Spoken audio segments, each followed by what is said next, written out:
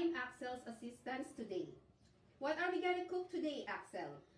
We will gonna cook tuna, egg, and carrot. Wow, that sounds delicious. What are the ingredients? Egg, tuna, Oh, so what what basic food groups belongs tuna and eggs? raw foods, And how about what are the other ingredients? carrot, garlic, and onion. So what basic food groups belongs? Glow foods. Okay, shall we start? Yes.